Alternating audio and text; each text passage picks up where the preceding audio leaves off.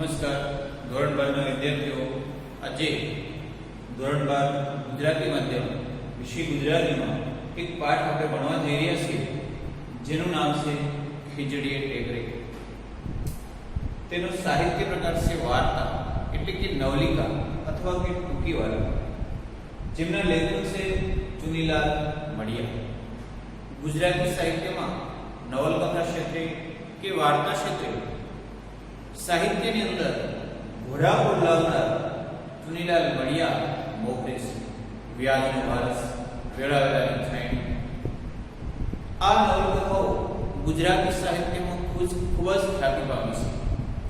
એમની વાર્તાઓમાં પણ ગામઠી ભાષા, તાળપદી શૈલી અને ચિત્રાત્મક વર્ણન વ્યક્તિઓને હૃદય સુધી સ્પર્શી જાય છે. એમની દરેક વાર્તાઓ માત્ર અભ્યાસ અર્થે ભણતા વિદ્યાર્થીઓ નહીં પણ દરેક વાચકને ખૂબ જ પ્રિય છે. પ્રસ્તુત વાર્તા ખીજડીએ ટેકરી, તેની અંદર એક આપણી ભારતની એક કરુણ પરિસ્થિતિનું ખૂબ સરસ વર્ણન કર્યું છે. એક વિષમતા, એક પંક્તિ યાદ આવે છે, ગરીબોના ઘરમાં તેલનું ટીપું દોયલું છે, ગરીબોના ઘરમાં તેલનું ટીપું દોયલું, અમીરોની કબર પર ઘીના દીવા પડે છે. ગરીબોના ઘરમાં તેલનું ટીપું દોયલું, અરે અમીરોની કબર પર ઘીના દીવા પડે. ગરીબ માણસને પોતાના પેટનો ખાડો ભરવા માટે બે ટાઈમ ભોજન મળતું નથી અને અમીરોને એટલી હદે અમીરી છે કે ગરીબી શું છે એ પણ એને ખબર નથી. એની કબર પર ઘીના દીવા પડે છે, વ્યર્થ. અને જ્યારે ગરીબોને ખાવા માટે તેલનું ટીપું નથી મળતું. આવી ગરીબાઈની પરાકાષ્ઠા, ગરીબીની પરાકાષ્ઠાનું જો રૂપક આપવું હોય તો આપણે ભોજો આપી શકીએ. પ્રસ્તુત વાર્તામાં પોતાના બાળકને, પોતાની પત્નીને અંગ ઉપર ઢાંકી શકાય એટલા વસ્ત્રો માટે જે પગલું ભોજો ભરે છે એ આપણે વાંચીને અરેરાટી અનુભવીએ છીએ કે કેટલી હદે માણસ પીડાણો છે કે એમને ખીજડીયા ટેકરાઓ શમશાનમાં દાટેલા બાળકના વસ્ત્ર ચોરવાની એક જરૂરિયાત અનુભવી. આ વાત ચુનીલાલ મડિયાએ પ્રસ્તુત વાર્તામાં પોતાની એક આગવી શૈલીમાં ખૂબ સરસ રીતે આલેખી છે. જોઈએ. હિરણના હેઠવાસના પટમાં ખીજડીયા ટેકરાની નજીક ભોજા કાળુએ દર વર્ષના રાબેતા મુજબ તરબૂચનો વાડો ઉભો કર્યો. ભોજાએ શેનો વાડો ઉભો કર્યો? તરબૂચનો. ક્યાં કર્યો? હિરણના હેઠવાસમાં. હેઠવાસ એટલે એનો નીચેનો ભાગ. ખીજડીયા ટેકરાની નજીક તરબૂચનો વાડો ઉભો કર્યો છે. આડે દિવસે તો ભોજાનું કુટુંબ નદીના ખુલ્લા પટમાં પડ્યું રહેતું, પણ કોણ શિયાળે રીંગણી પાડી નાખી અને ગોળાના પાણી ખીજવી દે એવી ટાઢ પડવા માટે આડે દિવસે એટલે કે વચ્ચેના દિવસોમાં એનું કુટુંબ ઉનાળો હોય તો બહાર સૂકવું, પણ આ શિયાળામાં એવી ઠંડી છે. અદભુત વર્ણન કર્યું છે કેવી ઠંડી છે કે રીંગણી બળી જાય, કૂવાના પાણી ગોળાના પાણીમાં બરફ થઈ જાય, આવી ભયંકર ઠંડી છે. ત્યારે ભોજો ગીરની અંદર જઈને 3-4 તરબાવળ કાપી આવ્યો અને જીવલીને વગડો ફરી ફરીને સૂકી સાઠીઓની ભારીઓ ભેગી કરી. જીવલી પોતાની પત્ની. ભોજો જુનાગઢ પાસે ગીર જે વિસ્તાર છે એ ગીરમાં ગયો. બાવળ જાતિનો એક તરબાવળી વૃક્ષ આવે છે. વૃક્ષના લાકડા કાપી આવ્યો. કાંટાળો વૃક્ષ હોય છે. એમની પત્ની જીવલી કંઈક તૂટી ગયેલી ગાંઠીઓ ભેગી કરી અને ભારો બાંધીને લાવી. 4 દિવસ તો ધણી ધણિયાણીએ મળીને 4 છોકરાને ચૂલો સમાય એવડો કૂબો વાડા વચ્ચે ઊભો કરી દીધો. 4 દિવસની સખત મહેનતને અંતે પોતે 2 માણસ, ચૂલો અને 4 છોકરાનો સમાવેશ થાય એવો કૂબો એક નાનું એવું ઝૂંપડું ઊભું કર્યું. ભોજાએ કઈ રીતે ઝૂંપડું ઊભું કર્યું? તો પોતે ગીરના જંગલમાં જઈ તરબાવળ કાપી આવ્યો.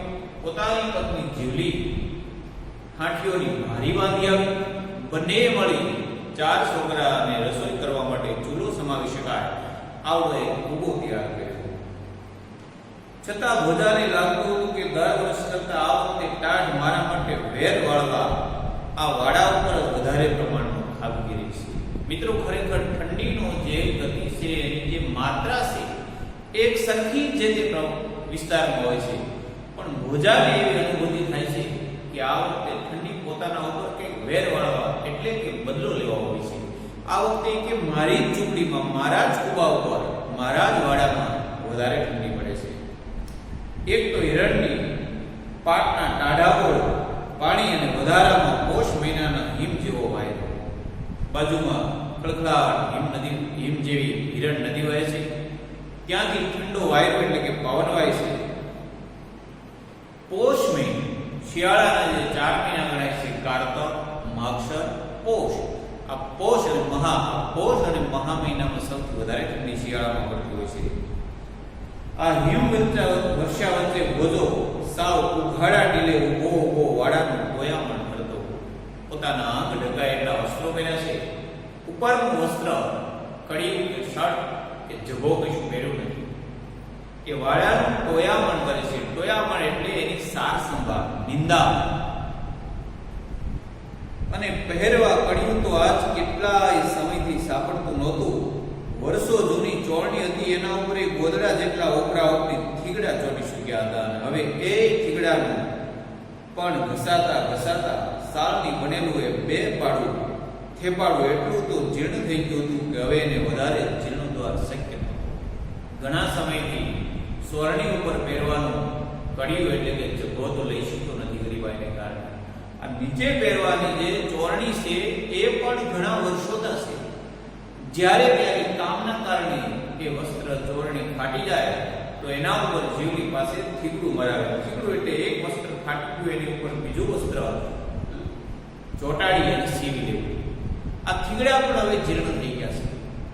સારણી પાણી નાખો અને આરપાર નીકળી જાય, જે વસ્ત્ર સાવ જર્જરિત હાલતમાં થઈ ગયું હોય એવી ચોરણી થઈ ગઈ છે. હવે એનું જીર્ણોદ્વાર પણ શક્ય નથી. જીર્ણોદ્વાર એટલે નવજીવન, ફરી એને નવનિર્માણ કરવું. આ ચોરણીને હવે રંગ રિપેર કરી શકાય એમ નથી. હવે એના ઉપર બીજા થીગડા મારી શકાય એમ નથી. ટાઢ જીરવી એ ભોજા માટે નવી નહોતી.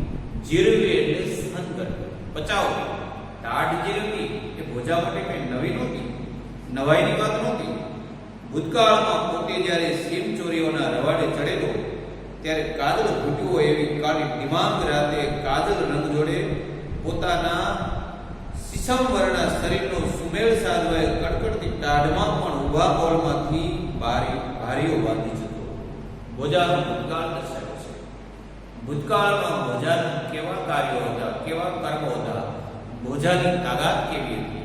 એક તો પોતાનો વર્ણ કાળો, કાળી મેઘલી રાત, અને પોતાના રંગ અને રાતનું મિશ્રણ કરવા માટે ભોજો ગમે તેવી ઠંડી હોય ઉઘાડા ડીલે, કારણ કે કાળામાં કાળું, રાત કાળી, ભોજો કાળો, કોઈ દેખી ન શકે એટલે ઊભા મોલા, ઘઉં હોય, બાજરી હોય, કપાસ હોય, જે મોલ કહેવાય છે, એની વચ્ચેથી કંઈક બાજરાના ભારા પોતાનો નિર્વાહ ચલાવવા માટે ચોરીને આવતો.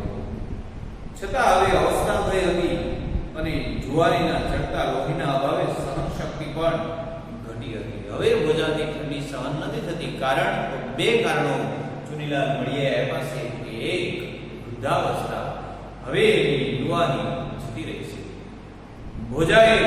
ભોજાના તરફ ગઢપણનો મારો થશે અને જુવારીના ચડતા લોહીમાં જે સહન શક્તિ હતી એ હવે આ વૃદ્ધાવસ્થાને કારણે સહન શક્તિ પણ ઘટી ગઈ છે. તેથી હિરણના ઉપરવાસથી સુસવાતા વિશીના ડંખ જેવા ઠંડા વાયરા ક્વચિત ભોજાના જડબાની ડાકલી ગુજાવી દેતા. અલંકારિક ભાષામાં પણ ચુનીલાલ મળિયા માગે છે. કેવો ઠંડો પવન વાગતો હતો કે વિશીએ ડંખ માર્યો અને જે વેદના, જે પીડા થાય, આવો ઠંડો વાયરો ભોજાના શરીરને સ્પર્શે અને દાંત કડકડાટ બોલવા મળે, દાઢી ધ્રુજવા મળે. એના માટે ચુનીલાલ મળીએ શબ્દ વાપર્યો છે કે ડાકલી વાગી જતી હતી. પણ પોતાની 32 દાંતિયા કરડિયાની સામે બીજાને એટલો રંજ નહોતો જેટલો રંજ અને ટાઢમાં કપડાને અભાવે તૂટવાતા નાગા મોટા બાળકોનો ભોજાને વધારે દુઃખ શેનું હતું? તો પોતાની ડાબી વધી જાય, ડાબી ધ્રુજવા મળે, શરીર કંપવા મળે, અસહ્ય ઠંડીથી પીડાય. આટલી પીડા એ સહન કરવા સમર્થ હતો, પણ પોતાના બાળક જે નાગા ભોગા નિર્વસ્ત્ર, બાળકને પહેરવા માટે કપડાં નથી, વય નાની છે અને અણસમજુ બાળક ભોજા પાસે કપડાની માંગ કરે છે, ભોજો લાવી શકતો નથી. પોતાના ઉઠવાતા નિર્વસ્ત્ર બાળકો, ભૂખ્યા બાળકોને જોવે છે. આ ચિત્ર, આ ઘટના ભોજાથી સહન નથી થતી. ટોયામણ કરતો કરતો ભોજો પછી ટેકરા પાછળ લપાઈને બેઠેલા ગામમાં આવેલી કાપડની દુકાન પર પોતાના મન ચક્ષુ માંડતો હતો. દિવસ ઉપર ચડતો જાય, હાથમાં દાતરડી ચોરણી પહેરી છે, ઉપર કોઈ વસ્ત્ર નથી પહેર્યું, ઘટપણે અવસ્થાથી ઘેરાઈ ગયો છે અને ભોજો એના તરબૂચના વાડામાં નિંદામણ કરવા જાય. પણ મન ચક્ષુ, મનની અંદર સતત વિચારો છે. આપણી સામે જ્યારે કોઈ વ્યક્તિ વસ્તુ પદાર્થ જોઈએ ત્યારે આપણે એને તાદ્રશ અનુભવ કહેવાય. પણ અત્યારે હું ક્લાસમાં છું અને હું વિચારું કે અત્યારે મારા વિદ્યાર્થીઓ શું કરતા છે, મને કોઈ પરફેક્ટ એક વિદ્યાર્થી યાદ આવે ને એનો ચહેરો દેખાય, તો એ વિદ્યાર્થી તરફ મારા મન ચક્ષુ મંડાણા કહેવાય. તન ચક્ષુની મન ચક્ષુ. ભોજાનું તન અત્યારે વાડામાં છે, નિંદામણનું કાર્ય શરૂ છે, પણ ભોજાનું મન ગામમાં આવેલી એક કાપડની દુકાન પર મંડાણું છે. મન ચક્ષુ માંડતો અને દુકાનની અંદર ઘોડા પર ખડકાયેલી કાપડની થપ્પીઓ પોતાની ચોર નજરે નોંધી લેતો. એ ગામમાં વેપારીને ત્યાં કાપડની થપ્પીઓ જે ઘોડામાં કબાટ બનાવેલો છે, એના માટે ઘોડા શબ્દ વપરાયેલો છે. અહીંયા ઘોડો એટલે એક જાતનું પ્રાણીઓ નહીં પણ કબાટ. એની અંદર જે કાપડની મોટી મોટી થપ્પીઓ ગોઠવેલી છે, ત્યાં ભોજાનું મન ગયું છે, નિશાસો નાખે છે. ઘરે આખું ગામને 3 વખત વીંટળી શકાય એટલા વસ્ત્રો મારા જ ગામમાં દુકાનમાં પડ્યા છે અને મારા બાળક નગ્ન અવસ્થામાં ફરે છે, જેને પહેરવા માટે એક લીરો કાપડનો ટુકડો હું લાવી શકતો નથી. પોતાની ચોર નજરે નોંધી લેતો. માધવજી કાપડિયા ગજના ગજ ભરે, પણ મારા જેવા માટે કટકી લુગડું ફાડે નહીં. જે કાપડનો વેપારી છે તેનું નામ છે માધવજી. ગજના ગજ, દરજીનું જે 1 મીટરનું માપ હોય એને ગજ કહેવાય છે. માધવજી પાસે કેટલું કાપડ છે, લોકો કેટલી ખરીદી કરવા આવે છે કે ગજ મીટર ઉપર મીટર ભરીને લઈ જાય છે, પણ મારા બાળક માટે એક ટુકડો પણ કાપડનો ફાડીને આપતો નથી. ભોજા જેવો ભડ માણસ પણ મણ એકનો નિશાસો મૂકતો અને તરત એનામાં રહેલો ભૂતકાળનો ભોજ્યો ધાડ પાડું સળવળી ઉઠતો. નિશાસો નાખી જાય છે. હાય રે, અરે રે, શું કરવું? ગરીબાઈ છે, પૈસા નથી, કાપડ ખરીદી શકું એવી મારી શક્તિ નથી. અને એના અંતરનાથમાંથી એક મણ 20 કિલો મણ એટલે નિશાસો નખાઈ જાય છે. અહીંયા નિશાસાને મણ સાથે સરખાવવો એ જુનીલાલ મડિયાની એક આગવી પ્રતિભા છે. ખરેખર મણ તો કઈ સિંગ હોય, બાજરો હોય, ઘઉં હોય, પણ અહીંયા દુઃખની અંદરનો જે શ્વાસ બહાર નીકળી જાય છે એના માટે જુનીલાલ મડિયાએ કીધું છે કે ભોજો એક મણનો નિશાસો નાખતો. ક્યારે ભોજો એક મણનો નિશાસો નાખતો? કે માધવજીની દુકાને જ્યારે કાપડના થપ્પા જોવે અને વિચારે કે ગજના ગજ વેચે, પણ મારા બાળક માટે હું એક ટુકડો ન લાવી શકું અને પોતે ધાડ પાડો. ભૂતકાળ યાદ આવે છે. એટલે આપણે વાત કરીએ કે ઉભા પોલમાંથી કડકડતી ઠંડીની અંદર ભારો બાંધીને વહી આવે, એને ન ઠંડી રોકી શકે કે ન કોઈ માલિક રોકી શકે એવો ધાડ પાડો. યાદ આવે છે, હું પાછો ચોરીના રવાડે ચડી જાઉં? શું આ મારો સત્કર્મ, આ જે હું મારું કર્મ કરી રહ્યો છું એમાંથી મને 2 ટકનું ભોજન કે બાળકોને ઢાંકી શકાય એટલા કપડાં નથી મળતા? તો આના કરતા તો બરાબર એ હતું કે મારું ભૂતકાળનું જીવન જોર લોટારાનું હતું, એ તરફ વયો જાઓ. માધિયાની હાટના ઉમરામાં એક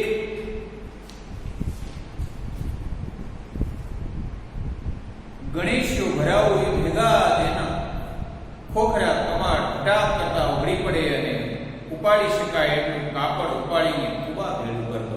અંદરનો રહેલો એક ધાડ પાડો ભોજ્યો ચળવળી ઉઠ્યો અને કયો વિચાર આવ્યો કે મારી પાસે ગણેશો છે. ગણેશો એટલે કોઈ દરવાજો તોડવા માટેનું સાધન. જેવું કપાસ ખેંચવા માટેનું ચીપિયો આવે છે એવું એક સાધન હોય છે ને ગણેશો કહેવાય.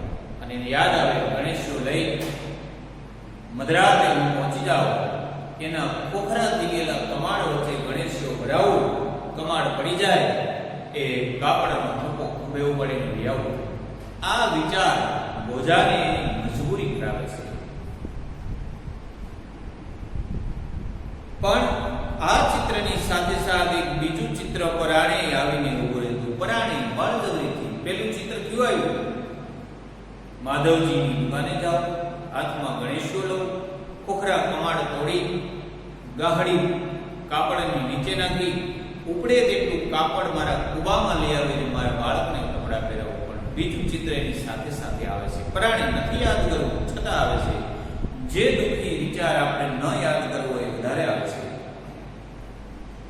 ગામના સંકમંદ શખ્સોની યાદી ઉપરથી કુબાના સગડ કાઢીને પસાયતાઓ ભોજાને ઢોર મારી રહ્યા હોય. બીજું ચિત્ર કેવું યાદ આવ્યું કે ગામના શકમંદ વ્યક્તિઓમાં ભોજા તરફ લોકોને શંકા છે, કારણ કે ભૂતકાળમાં એ ચોર હતો. પસાયતા ગામના ચોકીદારો સગડ કાઢે એટલે જે રસ્તા ઉપરથી માણસ નીકળ્યો હોય એના પગલાની જે ભાળ કાઢે એના માટે પૂછતાછ કરે, એના માટે સગડ શબ્દ વાપર્યો છે. ભોજાના પગલા કોબા સુધી ગયા છે, દુકાનથી કોબા સુધી ભોજો ગયો છે. બીજી બાજુ ભોજોનો ભૂતકાળ ચોર તરીકેનો છે અને પસાયતાઓ ભોજાને પકડી લીધો છે અને ભોજાથી સહી ન શકાય એવો ઢોર મારતા હોય. બીજું ચિત્ર દેખાડો. પરિવાર કહું છું, પહેલું ચિત્ર એનું કેવું આવ્યું તો કે ચોરી કરી કાપડ કુબામાં લઈ આવો. તરત બીજું ચિત્ર આવ્યું કે જો હું આ કરીશ તો શું થશે?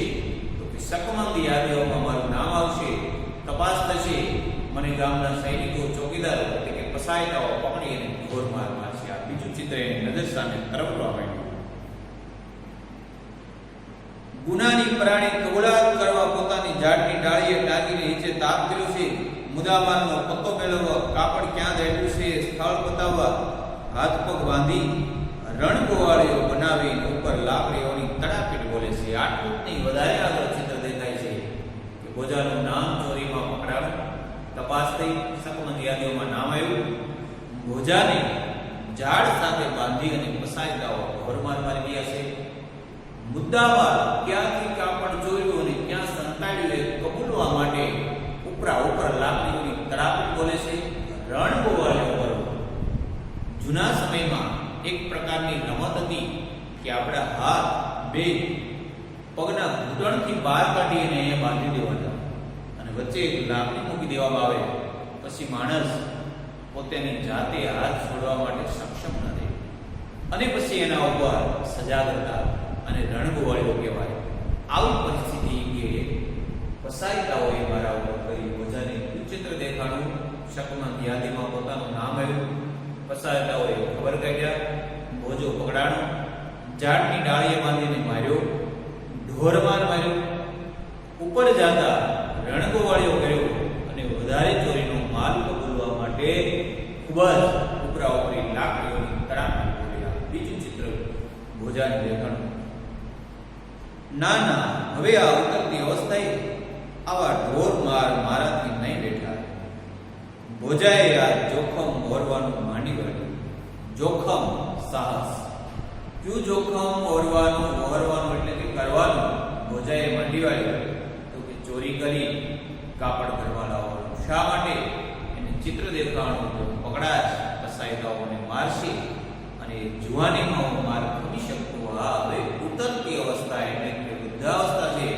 આ અવસ્થામાં હું માર સહન કરી શકીશ નહીં. માટે મારે બાળક માટે હવે કપડાં ચોરવા માટે માધવજીની હાટ એટલે કે દુકાને જવું નથી. ના, હવે આ ઉતરતી અવસ્થાએ આવા ઢોરમાર મારાથી નહીં બેઠા એટલે કે સહન નહીં થાય. ભોજાએ આ જોખમ ઓરવાનું માંડી વળ્યું. આવા જોખમ ખેડવાની આવશ્યકતા જ ન રહે એવો સુભગ સંયોગ ભોજા સમક્ષ આવ્યો.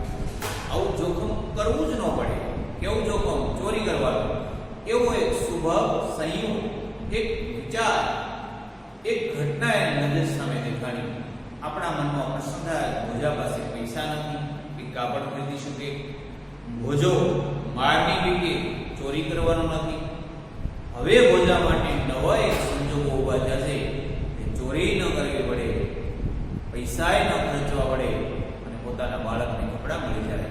આવો એક સંયોગ ભાગ્યવશાત ઉભો થશે. ખીજડીયા ટેકરાનો ઉપયોગ નાના નાના બાળકોને દાટવા માટે થતો હતો. ખીજડીયા ટેકરાનો ઉપયોગ લોકો શા માટે કરતા હતા? 5 વર્ષની આજુબાજુનું બાળક મરી જાય ત્યારે હિન્દુ શાસ્ત્રના મુજબ એને શમશાનમાં જઈને દફન અગ્નિ સંસ્કાર આપવામાં આવતા નથી, પણ ગામમાં એક ચોક્કસ જગ્યાઓ, એ ચોક્કસ જગ્યાએ ખાડા ગાળી અને લોકો બાળકોને દફનાવી દે છે. આ જે બાળકોને દાટવા દફનાવવા માટેની જગ્યા હતી એ ટેકરાનું નામ ખીજડીયો ટેકરો હતો. ખીજડીયા ટેકરાનો ઉપયોગ લોકો શા માટે કરતા? ખીજડીયા ટેકરાનો ઉપયોગ લોકો નાના મૃત બાળકોને દાટવા એટલે કે દફનાવવા કરતા હતા. એની જમીન બહુ કઠણ નહોતી, તેથી સાદી નાનકડી કોષ વડે પણ એનું ખોદકામ એકલે હાથે થઈ શકતું. શા માટે લોકો ખીજડીયા ટેકરાનો ઉપયોગ મૃત બાળકોને દફનાવવા કરતા? તો એનું કારણ એવું છે કે જમીન એટલી કઠણ કડક નહોતી.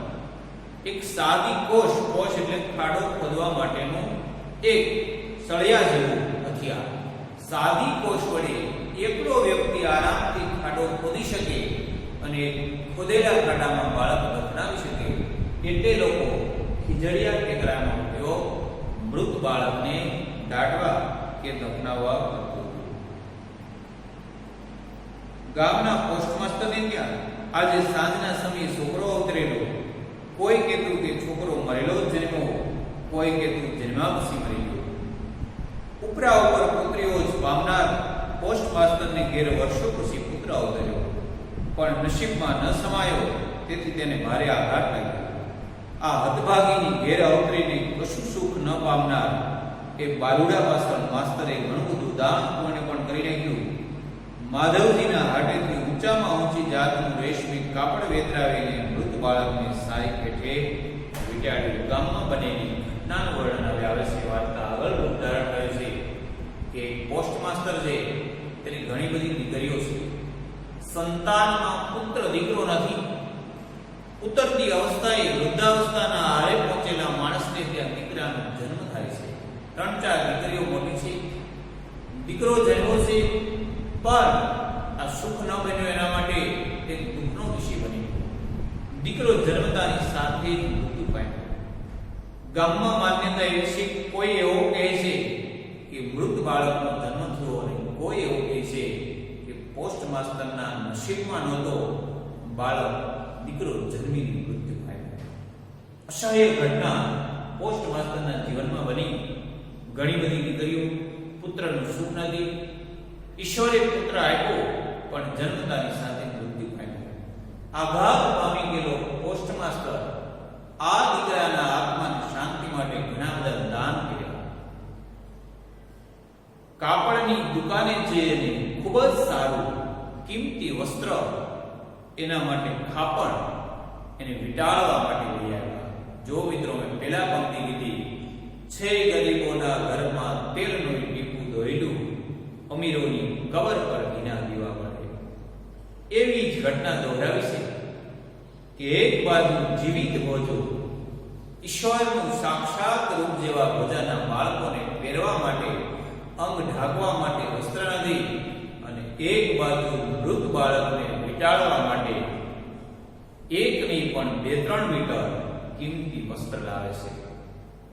આ એક આપણી સામાજિક વિષમતા છે. માધવજીની હાટેથી ઊંચામાં ઊંચી જાતનું રેશમી કાપડ વેતરાવીને મૃત બાળકને સારી પેઠે વીંટાળ્યું અને અધમણ મીઠાની ગાસડી બાંધીને 4 સંબંધી જોડે માસ્તર ખીજડીએ ટેકરે ચાલ્યા. હાથમાં અધમણ 10 કિલો મીઠું છે, એક હાથમાં ખોટનો એકનો એક અવતરેલ દીકરો મૃત પામ્યો, એ ખૂબ જ કિંમતી કાપડમાં વીંટળાયેલું બાળક છે. 3-4 વ્યક્તિઓ સાથે છે અને આ માસ્તર 3-4 વ્યક્તિઓ સાથે દુઃખનો ભાર લઈ ખીજડીયા ટેકરા તરફ બાળકને દફનાવવા માટે પ્રયાણ કરે છે. ઉઘાડે ઢીલે ઠંડીમાં થરથરતો, માધા કાપડિયાની દુકાન ફાડવાનો વિચાર કરતો અને પકડાઈ જવાની બીકે પોલીસના ભયથી કાપતો ભોજો તરબૂચની વચ્ચે ચાડિયા નીચે ઊભો હતો. ભોજો અત્યારે આ ઊભો છે. કેવી રીતે ઊભો છે કે વાડીની ખેતરની અંદર મોલને નુકસાન ન પામે એટલે કાપડનું લાકડાનું એક પૂતળું બનાવવા આવે અને ચાડિયો કહેવાય. આજે આ ભોજો એક ચાડિયાનું રૂપક બની ગયો છે. વિચારે છે ચોરી કરીને મારા બાળકોને કપડાં પહેરવું નહીં, કારણ કે પોલીસનો માર સહન નહીં થાય. અને એવા જ સમયે આ માસ્તરના છોકરાને રેશમી કાપડથી મૃત બાળકને વીંટળાયેલો છે અને 4 લોકોને દફનાવવા જાય છે. ભોજાની નજર ત્યાં પડે છે. આ ભોજા માટે સુભગ સંયોગ જાગે છે. એ જ વખતે પોસ્ટ માસ્ટર પુત્રના દફન માટે